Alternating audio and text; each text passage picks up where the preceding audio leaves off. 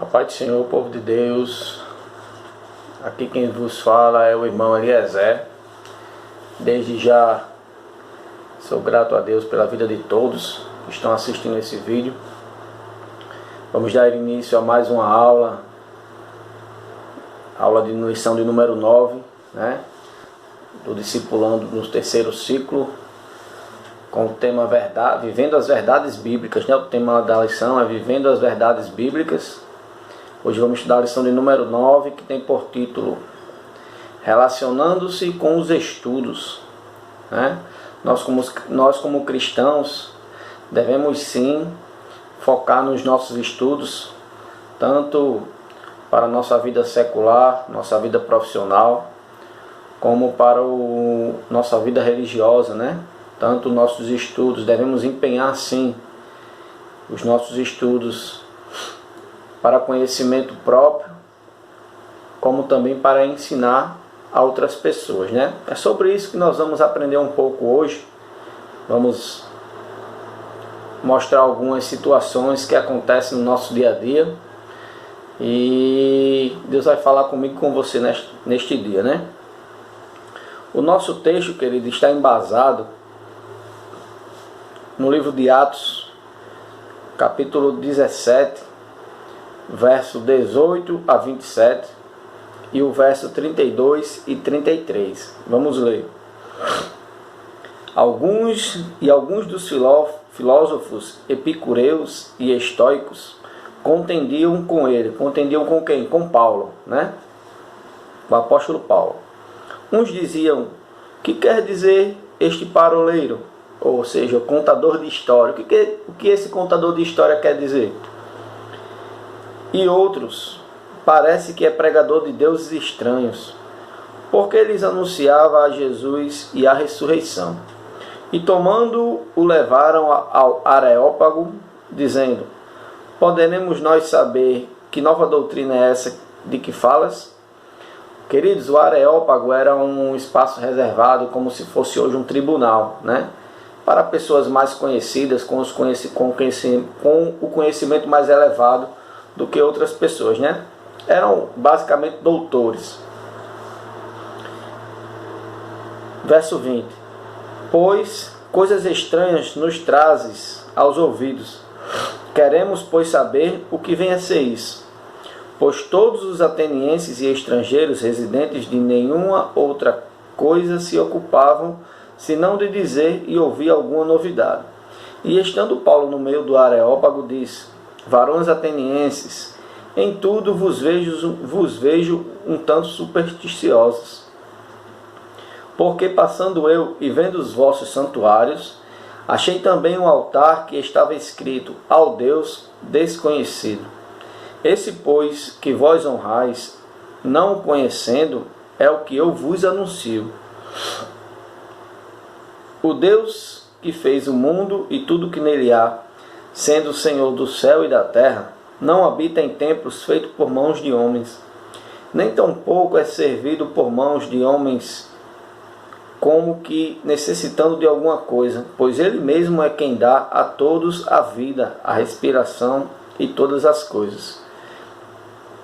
E de um só fez toda a geração dos homens para habitar sobre a terra, sobre toda a face da terra, determinando os tempos, já dantes ordenados e os limites da sua habitação, para que buscassem ao Senhor, se porventura tateando, o pudessem achar, ainda que não está longe de cada um de nós.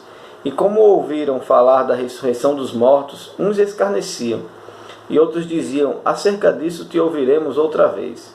E assim Paulo saiu do meio deles.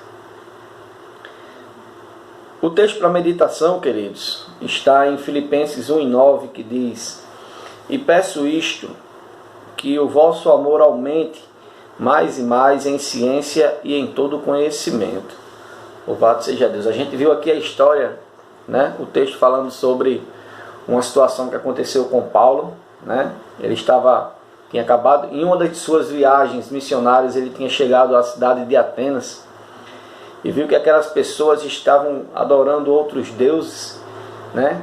Doutores da lei, né, doutores da ciência, conhecedores da ciência daquela época, né, falavam, adoravam outros deuses, e Paulo sentiu necessidade, sim, sentiu o desejo de apresentar o Deus a quem nós conhecemos, né? Falar da ressurreição de Cristo, falar da vinda de Cristo, falar da redenção que foi Cristo Jesus, né? Que eles ainda não conheciam acerca disso. Aí foi por isso que ele foi levado ao Areópago, como eu falei, né? Que era um tribunal naquela época, onde se reuniam várias pessoas, vários doutores da lei. E eles pediram para que ele explicasse acerca desse Deus estranho que eles estavam falando, que Paulo estava falando, né?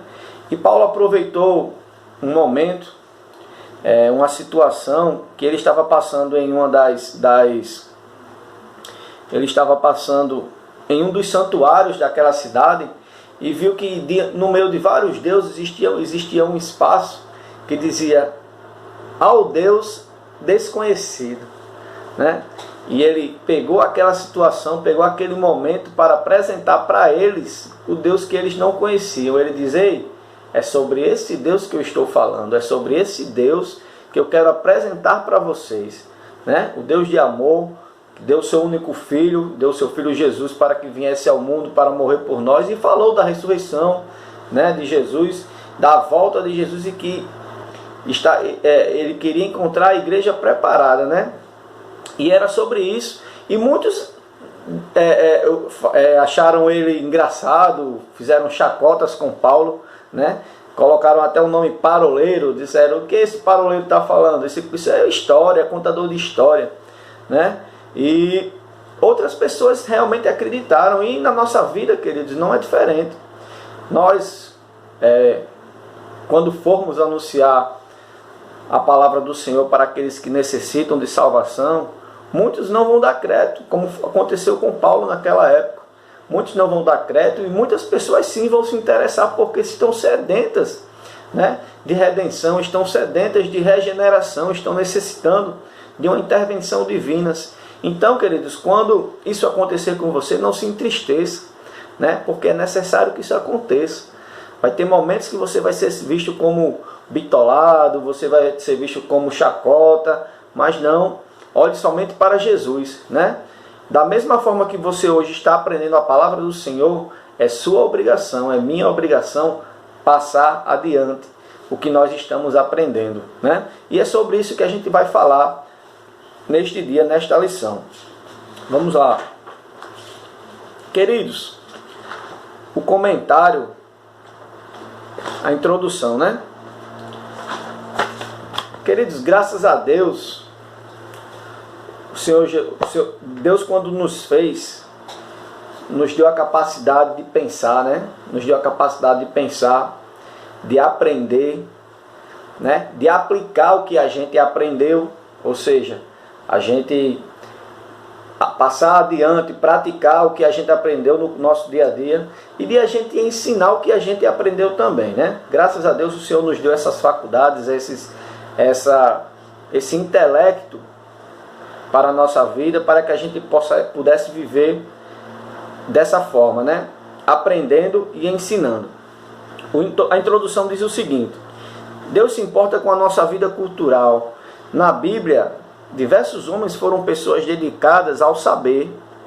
Aí ele cita aqui, Salomão e Daniel, e no Novo Testamento o apóstolo Paulo, né? A Bíblia diz que sabedoria maior não se viu como a sabedoria de Salomão, né? A Bíblia também fala de Daniel e aqueles três amigos, Ananias, Azarias e Misael, né? Eles falavam que eram homens sabedores da lei, e por tanto saberem da lei naquela época, que eles foram convidados a viver no palácio, né? E todos conhecem a história, as perseguições que eles passaram por causa do amor ao Evangelho, né? Então, queridos, de que forma a gente pode influenciar as pessoas no nosso dia a dia, né? Nos ambientes em que a gente vive, que influenciar acerca do nosso Evangelho, nós evangélicos, de que forma nós podemos influenciar as pessoas de como proceder no dia a dia, né?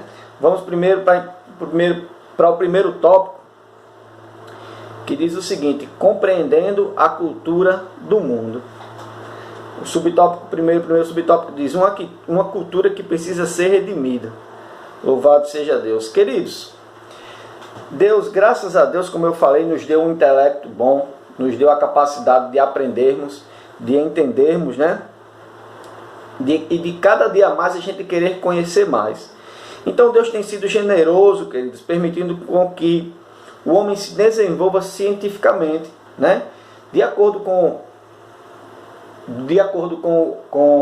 o conhecimento que o homem vem adquirindo desde os tempos antigos até hoje, o Senhor tem permitido que ele cresça a cada dia mais. A ciência tem aumentado, a tecnologia tem aumentado, tudo isso é permissão de Deus para as nossas vidas. Porém, o Senhor tem depositado em nossa confiança a responsabilidade de como a gente vai adquirir, como a gente vai passar isso para frente, como a gente vai usar o conhecimento, como a gente vai usar cada dia mais o conhecimento que o Senhor nos dá e como a gente vai passar adiante, porque por causa do pecado do homem, muitas pessoas têm se deixado levar por causa disso. Porque eu estou aprendendo demais, porque eu sei demais, eu vou usar isso de uma forma errada para aquelas pessoas. Sim, isso acontece, né? Aí vem o subtópico 2, os dois lados do conhecimento, né? Tem o lado positivo e tem o lado negativo. O lado positivo, queridos, o que está falando sobre o lado positivo? A gente tem que analisar da forma cristã, da perspectiva cristã. O Senhor permitiu que o homem adquirisse tanto conhecimento. Para o lado positivo, o homem adquiriu várias coisas com conhecimento, mesmo adquirindo a ciência.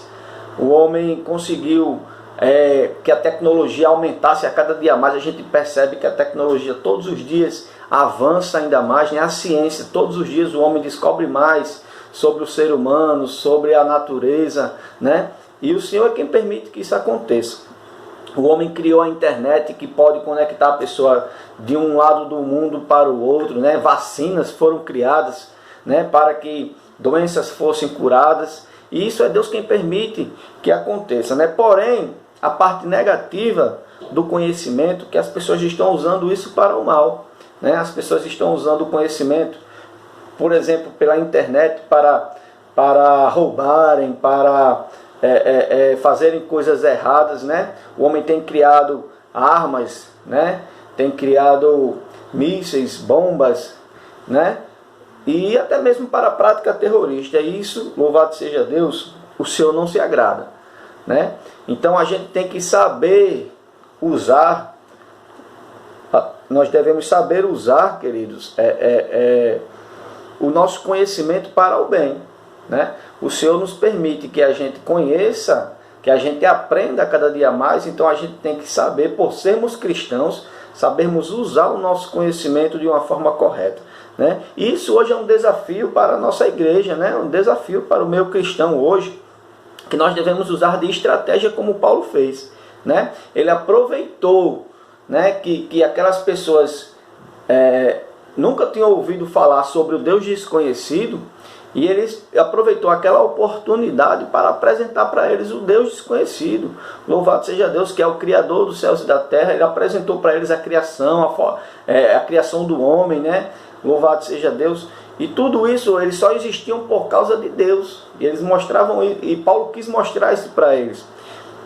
E trazendo para os dias de hoje, na nossa vida, não vai ser diferente. Nem sempre, o comentarista fala aqui que nem sempre a gente vai falar com pessoas que conheçam o Evangelho, né?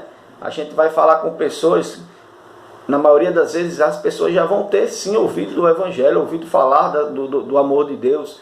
Porém, vai ter outras pessoas que nunca ouviram falar e necessitam sim ouvir a palavra do Senhor. E é a obrigação sua de passar adiante o Evangelho que você aprendeu. Louvado seja Deus. Vamos para o tópico 2. Deus valoriza o conhecimento. Deus valoriza o conhecimento. Aqui a gente vai mais para a parte mais prática do conhecimento, a parte mais que a gente se aprofunda mais um pouco sobre o conhecimento. As escolas nos tempos antigos. Queridos, antigamente as escolas eles não visavam muito para o conhecimento, eles não visavam muito para as matérias que nós temos hoje. Eles visavam muito para a transmissão dos conhecimentos de geração em geração, ou seja, era obrigação dos pais ensinarem os filhos. As mães ensinavam as filhas acerca do trabalho doméstico, e os pais ensinavam os filhos acerca das leis de uma profissão, né? Então era obrigação dos familiares ensinarem. Não tinham escolas naquela época, né? A Bíblia fala que no tempo quando Israel saiu do Egito, né, eles não tinham um sistema de ensino organizado como os temos hoje, né? E era necessário que isso acontecesse, os pais se encarregassem de ensinar. E uma coisa que me trouxe à memória aqui, eu escutei uma certa vez, e creio que você hoje também já tenha ouvido, que a obrigação da educação, queridos, não é da escola. A obrigação da educação dos filhos não é da escola. A obrigação da educação dos filhos é dos pais. A escola, ela ensina o conhecimento, a matéria, mas a educação é responsabilidade dos pais. Louvado seja Deus. É o pai que ensina a pessoa a ser educado, é o pai que ensina a pessoa a respeitar os mais velhos, a não roubar, né? A não matar, a fazer coisas boas, é a obrigação dos pais. Porém, as matérias, o conhecimento, aí sim, é a obrigação da escola. E muitas pessoas mandam os filhos para a escola, tipo, para se desfazer do momento dos filhos, para ter um momento de paz, né? Que mandam os filhos e pensam que a escola vai mudar o menino. Não, a escola vai apresentar as matérias para ele, o conhecimento. Mas a educação é responsabilidade sua. Amém? O valor do ensino. Subtópico 2. Não se obtém conhecimento de forma geral sem que haja o processo de ensino-aprendizagem. Não se pode aprender sem ter alguém que nos ensine, né? Existe sim pessoas que sentem o interesse, o desejo de conhecer algo e pesquisam por si próprio e aprendem realmente, mas tem que ter alguém que ensine, queridos. O método mais eficaz de a gente aprender, de a gente aprender a mais conhecer alguma coisa, é através de um professor para com o aluno, né? Ou seja, isso não quer dizer que o professor saiba mais do que o aluno, não. Isso quer dizer que o professor se interessou a aprender primeiro, né? E antes ele aprendeu e agora ele está repassando, certo? Então, da mesma forma que você está aprendendo neste momento a palavra do Senhor, é obrigação sua repassar, né? Louvado seja Deus. Subtópico 2.3. Equívocos em relação aos estudos. Eu achei interessante esse subtópico aqui, porque o comentarista ele traz alguns versículos que nos traz a refletir, né?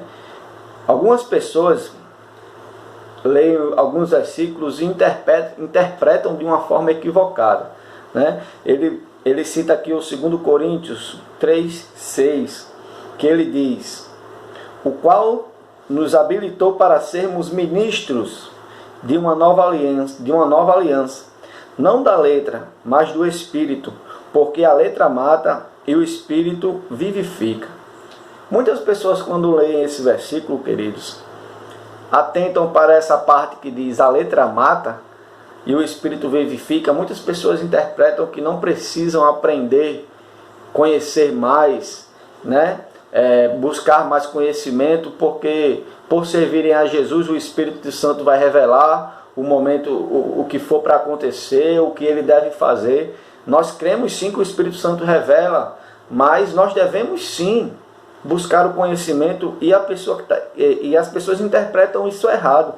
Nesse momento que o apóstolo Paulo ele diz que a letra mata, ele está falando do Antigo Testamento, as leis do Antigo Testamento, né? A alma que pecar, essa morrerá. É isso que ele está falando. A letra mata, a lei, ele está falando da lei.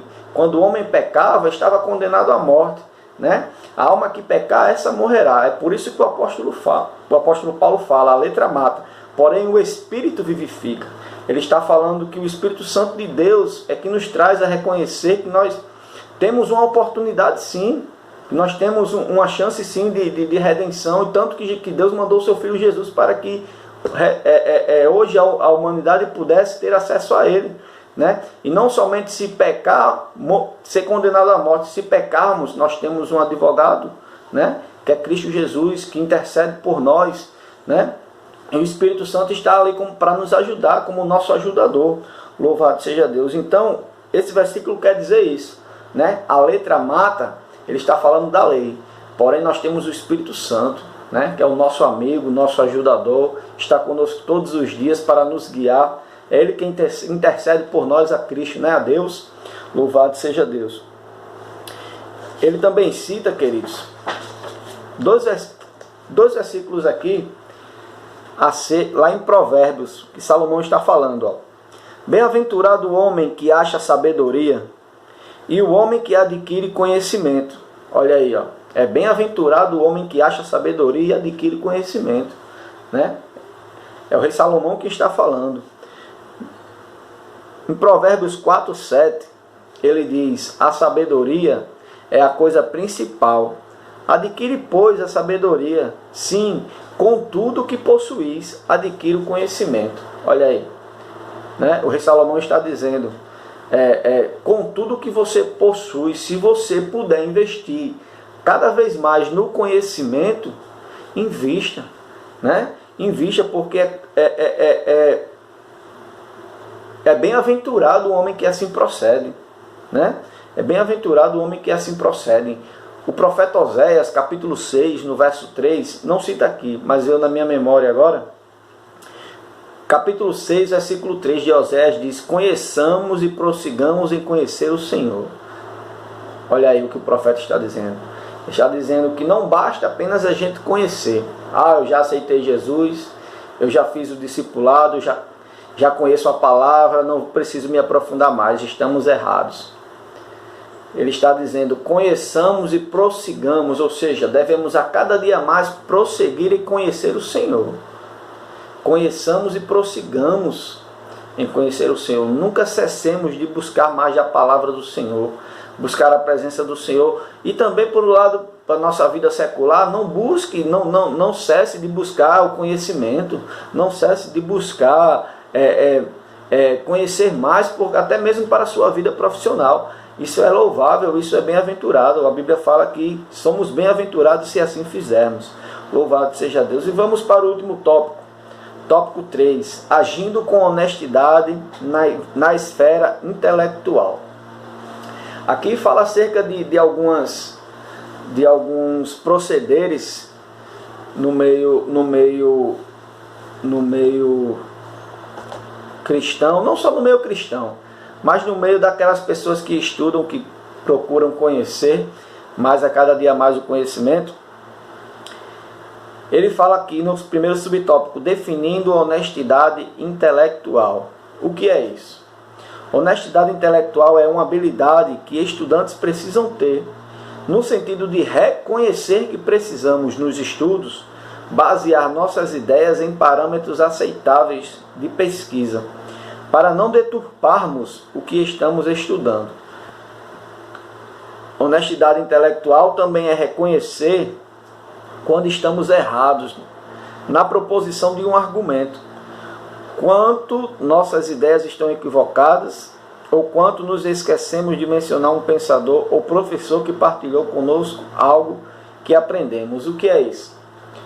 Muitas pessoas, por estudarem demais, pensam que estão corretos, né? Em alguns momentos pensam que estão corretos, têm a sua mente bitolada para aquela ideia, para aquela situação, para aquele argumento, e pensam que só ele está correto e não aceitam outra. Honestidade intelectual é isso, é você reconhecer que em algum momento do seu estudo, tanto no meio cristão como na vida secular, é você reconhecer que em algum momento dos seus estudos, a sua ideia, diante do que está sendo ensinado, a sua ideia possa estar errada. Isso se chama honestidade intelectual. Olha que coisa interessante, não é? Portanto, estudando e pesquisando da maneira correta e admitindo a possibilidade de mudar de pensamento, quando for o caso, estamos contribuindo com a honestidade intelectual. Então, queridos, não quer dizer porque estamos lendo, estamos com a lição, estamos com a Bíblia não tem erro, mas em qualquer situação de nossas vidas, qualquer área de nossas vidas, o conhecimento secular vai chegar a algum momento que a pessoa pode dar algum argumento que possa ser melhor do que o seu, né?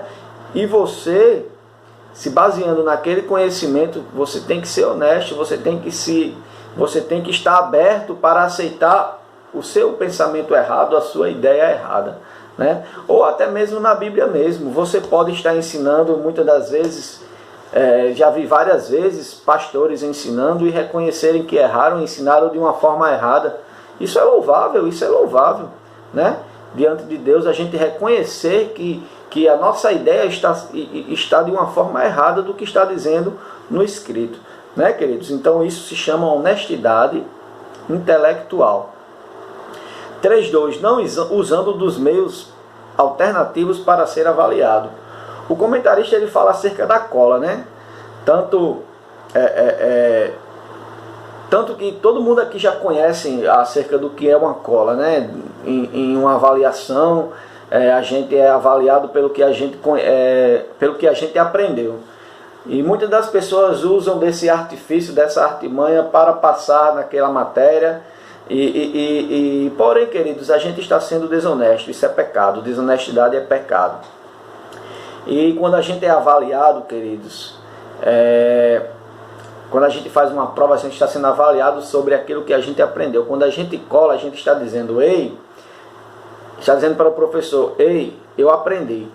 Mas na frente, quando você for usar, se for necessário você usar aquilo que você aprendeu, porque na sua prova estava dizendo que você sabia, e você colou, como é que você vai se sair disso? Você não vai saber, né? Então, queridos, é mais honrado você repetir aquela matéria por não saber, do que você passar para a próxima matéria sem saber do que você aprendeu antes. É mais honrado, é mais louvável você repetir aquela matéria e aprender do que você passar para uma próxima sem saber do que a outra quis dizer, né?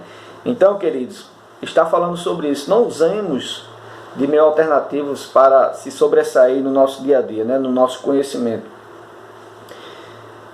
E ele cita o versículo aqui, Mateus 5,37. Seja, porém, o vosso falar sim, sim, não, não, porque o que passa disso é de procedência maligna. Olha que coisa interessante. Quando você faz a prova e diz que sabe, né? Você fez a cola, você está dizendo para a professora que sabe. Porém a palavra do Senhor diz, você tem que dizer sim, sim, não, não. Se você sabe, você sabe. Se você não sabe, você não sabe. Então é melhor você dizer, desculpa, é melhor você dizer, eu não aprendi, tem como me ensinar novamente, ou se necessário, repetir aquela matéria, mas sua palavra tem que ser sim, sim, não, não. A Bíblia diz que o que passar disso é procedência maligna. Mateus 5,37. Subtópico 3. Dando honra a quem tem honra. Aqui, queridos, está falando sobre as fontes em que aprendemos, né? Nunca devemos esquecer de mencionar de quem estamos aprendendo, de onde estamos tirando, nunca devemos deixar de dizer de onde tiramos, de que site foi pesquisado, quem foi o professor que nos ensinou. Isso é que ele está falando, dando honra a quem tem honra, né? Essa é uma das formas de valorizarmos aquelas pessoas que nos ensinaram, né? Que aprenderam antes de nós. E vamos concluir. Deus não é contra os estudos nem contra a busca do conhecimento. Tanto a busca do conhecimento quanto da sabedoria são incentivados na Bíblia. E grandes homens de Deus foram dedicados aos estudos. O que se deve observar é a honestidade necessária na busca do conhecimento. E, acima de tudo, não esquecer de que todo conhecimento que adquirimos deve ser usado de forma sábia, que honre a Deus, né? Então, devemos sempre mostrar Deus em todas as nossas atitudes, não só nos estudos, não só na faculdade, não só na igreja. Devemos buscar sempre Deus, buscar sempre o conhecimento e mostrar que somos servos do Senhor em tudo. Amém, queridos? Então, espero que os irmãos continuem orando por nós, espero que os irmãos tenham entendido a nossa aula de hoje, né? E procuremos a cada dia mais buscar a presença do Senhor todo